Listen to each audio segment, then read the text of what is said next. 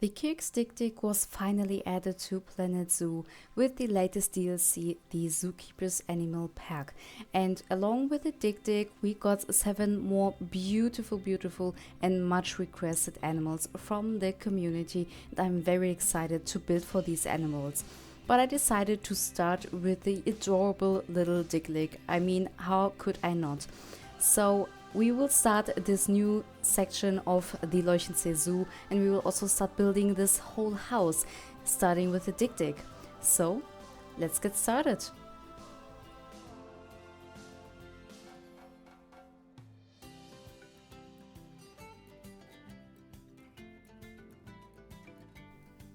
Hey guys, and welcome back to my channel. And today we are building, as you've seen, a habitat for the Kirk Dik Dik. And starting with the Dik Dik, I decided to also begin with a new section in the Leuchenzee Zoo, which will be an African themed section. And since I've decided to start with the Dik Dik and it is such a small and delicate animal, I also decided to start with a whole new building, which will be a desert house. I'm still contemplating about the name, so I'm much open for suggestions on how to call this whole building, but it is essentially a desert but also grassland themed house where it will be housing a lot of small animals that come from the desert and Africa. The Dik Dik will be the first animal to greet you when you are entering this building, and for the Dik Dik we are building a outdoor space and also an indoor space that is quite spacious for these small antelopes, since these animals need quite a high temperature. And this zoo is located in Europe. I had to make a good and pretty inside area for these animals because they will need to stay inside for some colder months of the year so that they don't freeze on the outside. So the indoor area is perfect for the little antelopes to stay in during the colder months, and during the warmer months they can go inside and outside and enjoy much more space for these small creatures. And I tried to recreate the African grassland and sub-desert area within the indoor and also the outside area, including some African plants, but also some standard plants that I just love to use all the time. You see me using the same plants over and over again, and depending on how you mix them together, you can create different biomes by using the same plants over and over again, and those are just some of my much favorite plants to use in this game. But before I start to tell you more about the habitat and the building, I wanted to firstly talk with you a little bit about the last DLC, which is the Zookeepers Animal Pack. This DLC was released a couple of days ago and almost 5 years after Planet Zoo was firstly released. And I have to say right up front that I do think that this will be our last DLC for this game. And as much as I hate to say it, but I strongly believe that we will not be getting more DLCs for Planet Zoo. The Zookeepers Animal Pack also sounds like a much requested animal pack from the community, which shows like animals that we're highly requested, like the palace cat, the Dik Dik, the Hamadryne baboon, and other beautiful animals.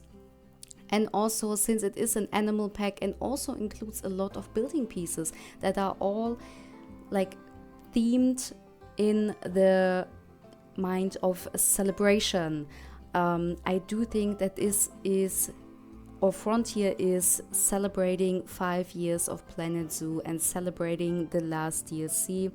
So I strongly believe that we will not be getting more DLCs. I would love to have more and more over the next months and years, but to be honest, I'm also somewhat happy that we will not be getting more DLCs, and I might make myself not that popular with this opinion, but I do think that at some point Frontier has to stop putting out more content for a relatively old game, and it is 5 years old now. So I think Frontier needs to focus more on new games, and I strongly believe that we will be getting a Planet Zoo 2 in a couple of years, and thinking that we will get that at some point in the next couple of years makes me like really happy, seeing what Frontier makes like even better than with our Planet Zoo game that we love and appreciate, and seeing what they can make with it, and maybe also adding flying birds, fish, and so many more features that would make this game just so much better. And I believe that this would be better to put into a new game instead of putting it all into a relatively old game. And I am really happy and excited for it, but I will still be playing Planet Zoo because I feel like this is a game that you can play for so long. There's so much stuff to do, and honestly there's also mods that you can use and have so many more animals.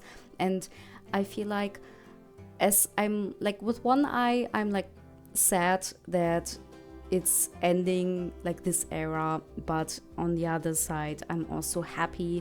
It's like mixed feelings with it, but I feel like Frontier knows what it's doing, and also finishing this game with like a big bang with this big beautiful DLC that we got. They couldn't end this game better in my opinion. So definitely let me know what you think about this DLC, what you think about if it will be the last DLC or if we will get more, and if you think we will be getting a Planet Zoo 2 that I strongly hope for, because if not, I will honestly be pretty sad and I won't know what I will be playing for so long, because Planet Zoo is definitely my most played game at all times.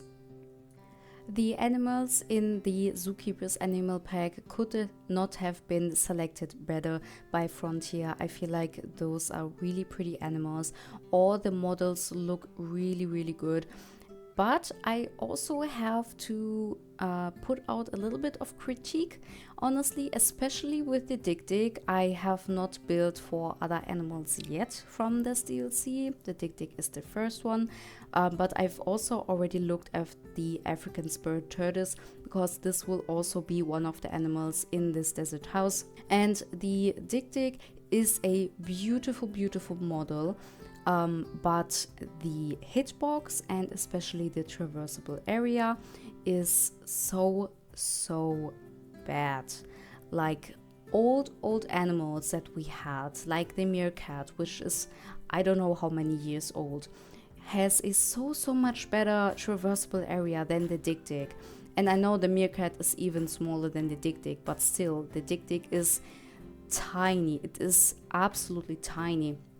And it has a enormous hitbox, as you can see later in the cinematic shots. The doors, or these little walkthroughs in between the areas from the habitat, are ginormous, because the Dik Dik will not go through it if it is just a nook smaller. This is like the minimum I've tested, and that works. And also I had to later delete so many pieces from the indoor habitat after testing it and putting in a Dik Dik, that I sometimes didn't even know what pieces exactly were causing the Dik Dik to not pass a ginormous area in this habitat. So I hope that Frontier will update the Dik Dik, same as they did with the donkey that we got from the Barnyard Animal Pack. Some people were like putting out some critique about the donkey because of the design, because it didn't have this like stripe down the back, and they added it later. So I do strongly hope that they will correct the hitbox from the Dik Dik, because it made it so hard to build a habitat for this animal. The habitat is relatively big for such a small animal. I feel like this is a pretty decent size for a realistic zoo, for 2 Dik Diks and maybe some offspring. but I later had to delete so many pieces, like a lot of the decals were even causing the Dik Dik to not pass. Also all types of branches, it doesn't matter if it is from the nature tab, some birch branches, or it was some from the habitat, like climbing frame pieces, the woods, they also could not pass those. And also the stalagmites and stalactites that I used from these rock piles created by Caesar Creates, they have such a big hitbox around these stalagmites that I had to delete so many of them.